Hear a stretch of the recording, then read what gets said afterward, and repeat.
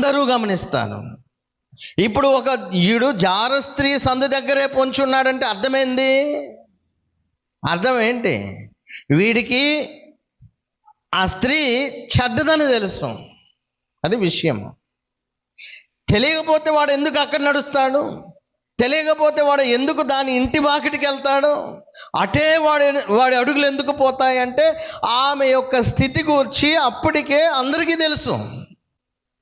చెడ్డతనం అనేది ఎక్కడ దాగదండి. ఎప్పుడో ఒక రోజున వాళ్ళ యొక్క చెడ్డ స్థితి అందరికీ తెలుస్తుంది. దానికి తగినటువంటి పర్యవసానాలు కూడా వాళ్ళ చుట్టూ తిరుగుతూనే ఉంటాయి. సో ఇప్పుడు ఈ యవ్వనస్తుడు బుద్ధి లేనోడు అక్కడికి ఎందుకు వెళ్తున్నాడంటే అక్కడ తెలుసు, ఆ స్థితి తెలుసు కాబట్టి, ఆమె స్థితి తెలుసు కాబట్టి అక్కడే తిరుగుతున్నాడంట.